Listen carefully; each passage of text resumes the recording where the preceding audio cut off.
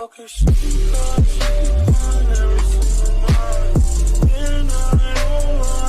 Everyone, 5 minute এক্সেলের নতুন একটা ভিডিওতে আপনাদের সবাইকে স্বাগতম।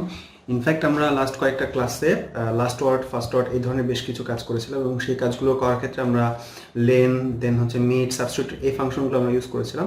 তো আলটিমেট অবজেক্টিভ ছিল লাস্ট ওয়ার্ড অথবা ফার্স্ট ওয়ার্ড এই ধরনের কাজগুলো করা, লাস্ট ওয়ার্ড এক্সট্রাকশন বা ফার্স্ট ওয়ার্ডকে এক্সট্রাক্ট করে বের করে নিয়ে আসা। তো এই কাজটা করার পর মনে হলো যে আসলে একটা ইউনিভার্সাল একটা ফর্মুলা থাকলে ভালো হয়, যেটা আসলে nth ওয়ার্ড মিনস হচ্ছে পার্টিকুলার আপনি যে কোনো ওয়ার্ড, চাইলে আপনি ফার্স্ট ওয়ার্ড, চাইলে আপনি সেকেন্ড ওয়ার্ড বা third word, fourth word, whatever you want, সেই রকমভাবে আপনি এক্সট্রাকশন করে নিয়ে আসতে পারবেন। সেই ধরনের ফর্মুলা থাকলে আসলে খুব ভালো হয়, জেনারিক টাইপের ফর্মুলা।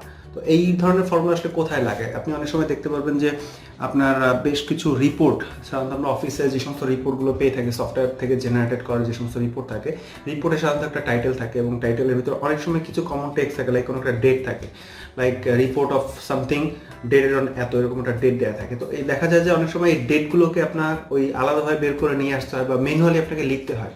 তো যদি আপনি দেখতে পারেন যে আসলে এই রিপোর্টের এই টাইটেলের ভিতরে কোনো একটা ডেট বা কোনো একটা স্পেসিফিক টেক্সট স্ট্রিং সবসময় একই পজিশনে থাকছে এবং সেটা আপনার প্রতিনিয়তই নিতে হচ্ছে, সেটা আপনি আসলে এই nth ওয়ার্ডের ফর্মুলাটা দিয়ে আপনি এক্সট্রাকশন করে নিয়ে আসতে পারবেন।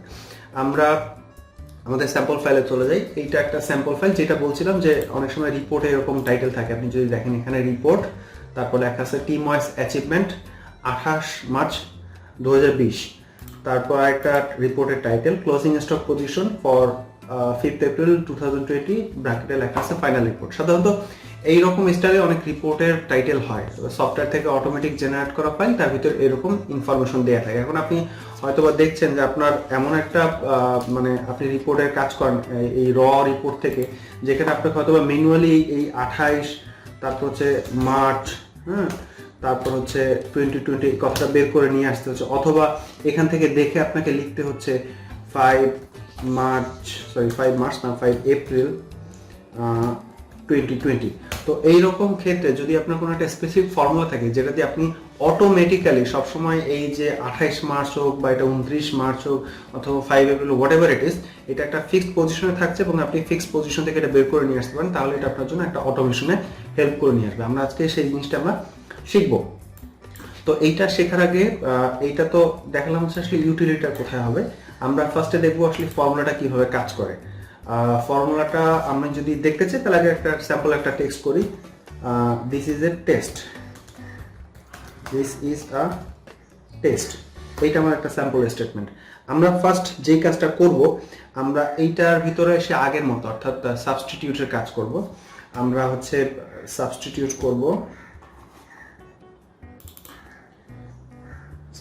করব এই সেলের টেক্সটকে কমা দিয়ে, স্পেস যদি থাকে সেই স্পেসটাকে, এটাকে আমরা নিউ টেক্সটে রিপ্লেস করব হচ্ছে রিপিটেশন দিয়ে, অর্থাৎ রিপিটেশনের যে সেই ফর্মুলাটা আপনাদের নিশ্চয়ই মনে আছে যে রেপ্ট দিয়ে, রেপ্ট কোলন স্পেস কোলন না, ঠিক, কোড স্পেস কোড, অর্থাৎ স্পেসটাকে আমরা রিপ্লেস করতে যাচ্ছি। দেন হচ্ছে এইটাকে আমরা মনে আছে যে 100 টাইমস বা 200 টাইমস এরকম নাম্বার দিয়ে রিপ্লেস করেছিলাম, বাট আমরা এখানে করব হচ্ছে লেন দিয়ে, লেন অফ দিস টেক্সট। তো এইটা যখন করব, রিপিটেশনের কাজ শেষ, তারপর হচ্ছে আমার সাবস্টিটিউশনের কাজ করলে আলটিমেটলি এই দিস ইজ এ টেস্ট লেখাটা এরকম স্পিডেড হয়ে যাচ্ছে। সো এটা হচ্ছে আমার ফার্স্ট সাবস্টিটিউটের কাজ করলাম। এরপরে আমরা যেটা করব, এটাকে আমরা হচ্ছে মিট করব। মিটের একটা ফাংশন আছে, আমরা মিড অফ দিস ওয়ান, দেন হচ্ছে কমা স্টার্ট নাম। এইটা একটা গুরুত্বপূর্ণ বিষয়, এটা আপনাকে আসলে ফর্মুলার মতো মনে রাখতে হবে। এটা হচ্ছে n-1 into lane of something plus 1।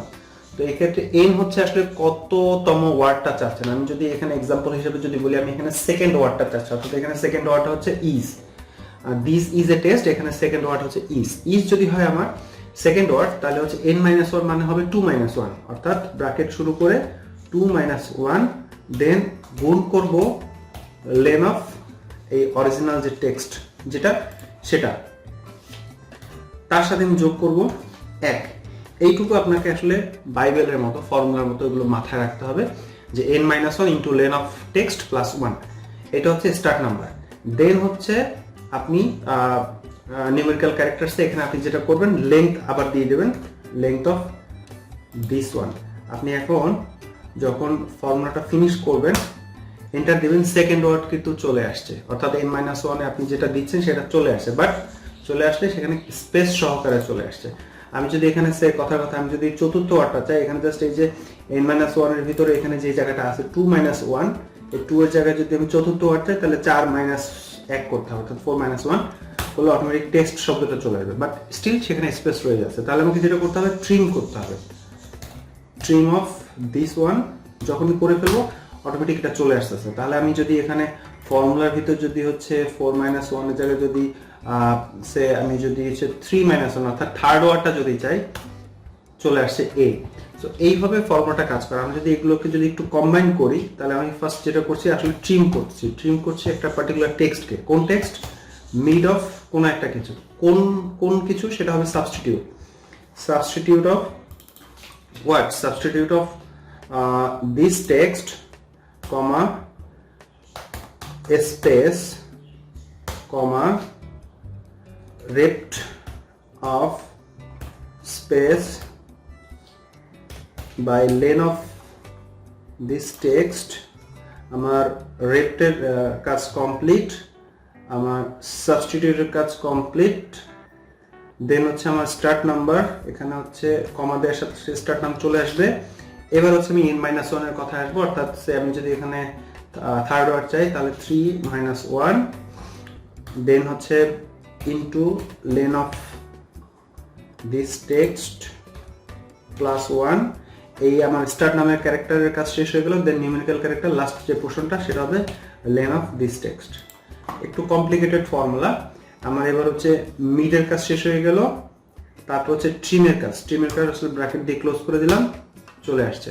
অর্থাৎ আমি যখন এখানে এই জায়গায় 3-1 এর জায়গায় আমি যখন হচ্ছে 2-1 করবো, অর্থাৎ আমার সেকেন্ড ওয়ার্ড যেটা অর্থাৎ ইজ সেটা চলে আসবে একসাথে। তারপরে আমার এই মাঝখানে এই ফাংশনগুলো লাগছে না, আমি ফর্মুলাটা কম্বাইন করে ফেললাম। আমি যদি ফার্স্ট ওয়ার্ড চাই তাহলে 1-1 অর্থাৎ n-1 মানে হলো 1-1, তো এখানে দিস চলে আসবে। আমি যদি লাস্ট ওয়ার্ডটা চাই, অর্থাৎ এখানে 4 নম্বর ওয়ার্ড হচ্ছে লাস্ট ওয়ার্ড, তাহলে এখানে যদি 4 করি তাহলে কিন্তু চলে আসছে। এখন এই ফর্মুলাটাকে আমরা তো দেখলাম কিভাবে কাজ করছে, বাট এইটা থেকে যখন এই যে রিপোর্টের টাইটেল থেকে কোন একটা ডেট বের করে নিয়ে আসবে সেটা কিভাবে করবো? আমরা যদি খেয়াল করি এখানে এসে ফার্স্ট যে লাইনটা আছে এখানে লেখা আছে report team wise achievement 28 March 2020। আমরা যদি দেখি যে আমার শুধু ডেটটুকু বের করে নিয়ে আসতে হবে। ডেটটা আসলে কততম ওয়ার্ড? 1, 2, 3, 4, 5, 6 নম্বর ওয়ার্ড হচ্ছে ডেট। এখানে ডেটটা হচ্ছে 6 নম্বরে। আর এখানে কত নম্বরে? Report closing stock position. এখানে যদি আমরা দেখি 1, 2, 3, 4, 5, 6, এখানেও 6 নম্বরে। আমরা একটু চেঞ্জ করি, 6 নম্বরের জায়গায় আসলে একই রকম হয়ে যাচ্ছে। ফরটা যদি বাদ দিয়ে দিই, ফরটা বাদ দিয়ে দিলাম, একটা কলম দিয়ে দিলাম, জাস্ট ভেরিয়েশন আনা। উপরটা তাহলে 6 নম্বর পজিশন, নিচেটা এখন সম্ভবত 5 নম্বর। আমরা আবার একটু কাউন্ট করি, 1, 2, 3, 4, 5 নম্বর পজিশন। তার মানে আপনার রিপোর্টের উপর বেস করে এক এক রকম রিপোর্টে পার্টিকুলার কোনো একটা ইনফরমেশন একটা পজিশনে থাকতে পারে। সে আমরা ফার্স্ট যে রিপোর্টের টাইটেলটা দেখলাম সেখানে হচ্ছে আমার ডেট, এই শব্দটা ডেটের যে ফাংশন যে ডেটটুকু আছে সেই ডেটটুকু আমার দরকার, এবং সেটা হচ্ছে 6 নম্বর পজিশন। তাহলে আমি যদি এখানে যদি সেই 6 নম্বর পজিশনের যে ওয়ার্ডটা সেটা যদি বের করতে চাই তাহলে আমি যেটা করতে হবে, ফার্স্ট ট্রিম করব, দেন হচ্ছে আমরা মিট করব, দেন হচ্ছে আমরা সাবস্টিটিউট করব এই টেক্সটটাকে, কমা স্পেস কমা নিউ টেক্সট হবে রেপ্ট অফ এইটা লেন অফ দিস ওয়ান। আমার রেপ্ট কমপ্লিট, আমার সাবস্টিটিউট কমপ্লিট। এবার হচ্ছে আমার হচ্ছে এবার মিডের কাজে আসতে হবে। মিডের কাজে এসে স্টার্ট নাম্বার হবে, আমরা দেখলাম হচ্ছে 5 নম্বর ওয়ার্ড ছিল 1, 2, 3, 4, 5 নম্বর, 1, 2, 3, 4, 5। আচ্ছা, এটা 5 নম্বর পজিশন, একই রকম পজিশন। তো 1, 2, 3, 4, 5 নম্বর পজিশন। তাহলে হচ্ছে 5-1 ইনটু হবে লেন অফ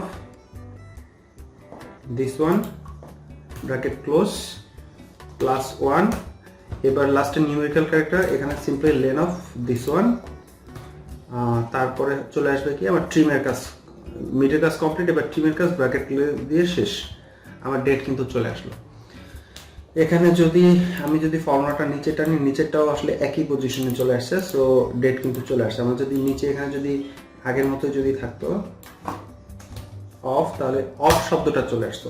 আমি এখানে অটোমেটিক্যালি চেঞ্জ করে নিতাম, যেমন আসলে 5 নাম্বার না, আমার জাস্ট 6 নাম্বার ওয়ার্ডটা দরকার, তাহলে আবার ডেটটা চলে আসতো। সো আপনি এরকম কোনো একটা পার্টিকুলার টাইটেল থেকে বা কোনো একটা টেক্সট স্ট্রিং থেকে আপনি যে কোনো nth, that's why it is called nth বা হচ্ছে যে কোনো পার্টিকুলার নাম্বারের যে ওয়ার্ড, সেটাকে আপনি বের করে নিয়ে আসতে পারেন। এখন এটা বেনিফিটকে আপনি অনেক সময় যে রিপোর্টে রিপোর্ট থেকে এটা আপনার তৈরি করা কোনো একটা রিপোর্টে লিঙ্ক করে নিয়ে যেতে পারেন, অথবা এইটার সাথে কোনো একটা ক্যালকুলেশন যদি আপনি রাখেন যে এই ডেটের সাথে পার্টিকুলার আজকের ডেট বা অন্য কোনো একটা ডেটের সাথে ক্যালকুলেশনের দরকার আছে, সেক্ষেত্রে কিন্তু আপনার ডেটটা এক্সট্রাকশন করে নিয়ে আসতে হচ্ছে, আদার দেন আপনাকে ম্যানুয়ালি করতে হবে, যেটা আসলে অটোমেশনের বিরোধী। সো এইটাকে আবার অনেক সময় হচ্ছে ডেট হিসেবে কাউন্ট করতে চায় না, সেক্ষেত্রে আবার এটাকে ফরম্যাট করে নিতে হয়। সেই ডেট ফরম্যাটের ফর্মুলা আমরা আরেকদিন শিখবো। জাস্ট টেক্সট ফরম্যাটের একটা সিস্টেম আছে, যেখানে ইকুয়াল টেক্সট দিয়ে রেঞ্জটা ধরিয়ে দিয়ে তারপর মানে টাইপ অফ টেক্সটটা বা ফরম্যাটটা ডিফাইন করে দিতে হয়, বাট সেটা আরেকদিন আমরা দেখবো। সো মোটামুটি আজকে এই ছিল যে যে কোনো রকম একটা টেক্সট স্ট্রিং থেকে পার্টিকুলার যে কোনো ওয়ার্ড স্প্লিট আউট করে নিয়ে আসাটা। সো দেখা হবে অন্য কোনো ভিডিওতে। ভালো থাকবেন, হ্যাভ এ নাইস ডে।